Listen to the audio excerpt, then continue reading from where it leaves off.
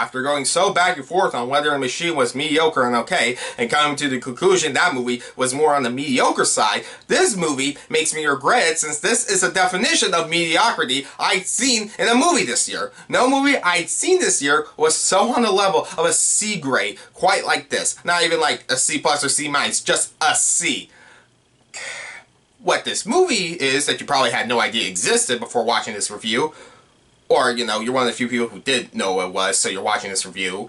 Well, what is this movie? Well, it comes from the streaming service that had two of my worst films of 2022 on my list, Time Pirates and Titanic 666. Tubi, a streaming service that is free to use and does have practically everything you could want on it, yet still feels like the bottom of the barrel in the streaming service market, and nothing says that more than their exclusive content. And this one I just saw and was expecting another worst movie of the year. Honestly, just to say, you know, the machine was pretty mediocre, but it could have been Pastacolpyse. Pastacolpyse. Even the characters in the movie can't pronounce it. But to my surprise, this movie was tolerable and nothing else. This is a comedy movie where I didn't laugh once, and despite all the bad jokes, I was never annoyed once. I mean, the way it opens, I'll get into that in a minute, kind of. I don't know actually how long in reviews, it's like, how long is it? Whatever. But overall, this was just a waste of time in some ways that made me think this didn't have to be a waste of time. Like, it could work, it couldn't. This is an animated comedy written by the creator of Aqua Teen Hunger Force and Squidbillies, Matt Maiellaro.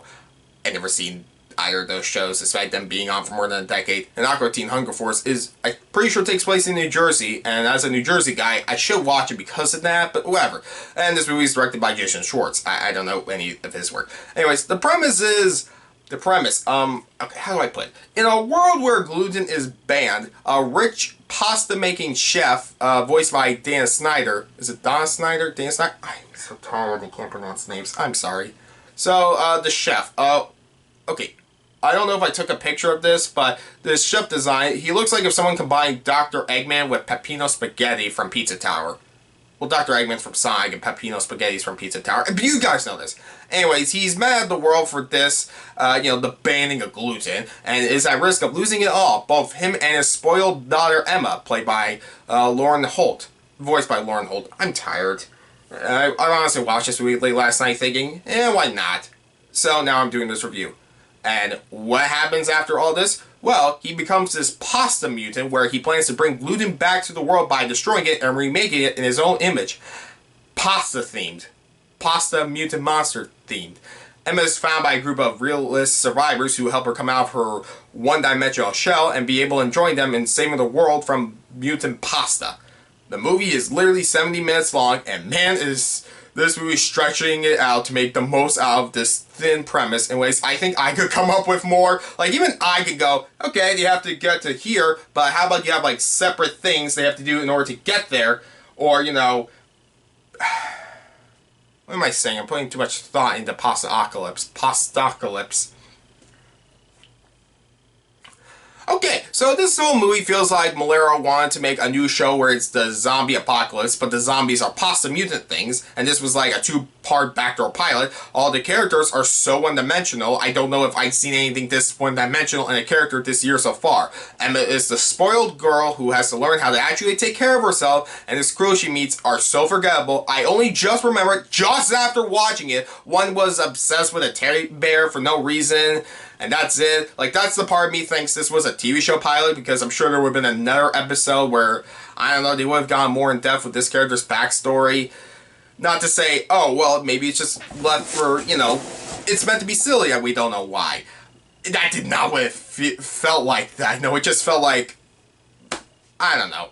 I will say, I kind of liked her dynamic with Emma, since she is the one who teaches her how to be gritty, but I mean, oh, now I remember, one of them was actually like a country singer.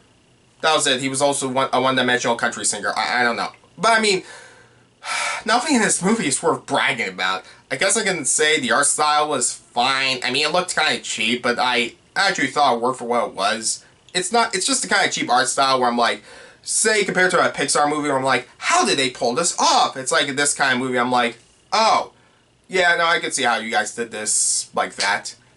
I mean, no animation is simple, but you know. I mean... It looked kind of cheap, but I actually thought, you know, the pasta mutant designs were actually pretty creative. But, I mean, this movie has no meat on its bones. All its jokes are puns that even the characters in the movie get tired of. Like, one person gets decapitated and they make so many head puns. And, I mean, well, you know, head puns like beheaded or whatever. And the rest, you guess it, are pasta jokes that are so forgettable I refuse to watch it just to quote it. I also just remembered, I can't believe I forgot this. Out of nowhere, like, there's this contest, there was a food contest, and the chef lost to a snowman. Like, that's it. That's like the only thing of, like, there's a snowman in this world for no reason. As far as I know, this is just a regular world where the pasta chef somehow came across this, pawn store where he got the flour to become the pasta thing. Now it hurts to actually think about this movie and have to try and remember it. Look, no one in this movie is fun to watch. No one is annoying enough for me to hate them, despite them being one-dimensional and, you know, awful. It's the most mediocre thing I've seen this year. Everything screams mediocre. The animation, the plot, the characters. It opens literally with this thing just to stretch it out, where it does one of those, oh, this happened earlier, or something. Well, actually has nothing to do with it. But basically there's this woodland critters who are massacred in a way that I'm sure made people think the Animals and Guardians of the Galaxy Volume 3 got off lightly. It almost felt like to me like, is this meant to just be like, oh hey, you know, this is an animation for kids. See these animals get massacred. I don't know, we're in 2023. I think people know better by this point. And other than that, I can't say it overstayed its welcome. I mean, it is 70 minutes, including credits. I never had the feeling to turn it off, but at the same time, nothing made me want to watch it. I only stayed to watch it because of this review.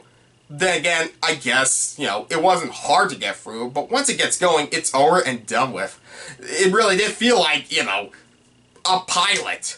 The best way to describe this movie is like spaghetti and meatballs replaced with wet noodles. It's digestible and inoffensive, but give me spaghetti and meatballs any day. This is the most mediocre movie of the first half of 2023, maybe 2023 in general. I'd be shocked if something could be any more mediocre than this. It has a creative idea, I guess, that, you know, could work if it just leans into it, or at least plays it straight, despite how, you know, this is the zombie apocalypse, but, you know, pasta mutants. I don't know. Overall, though, yeah, no, I'm still in the same mentality of, this is the most mediocre thing I'd seen this year so far. I don't recommend Pastacolpyse. I give Pastacolpyse, I give this movie a 5 out of 10.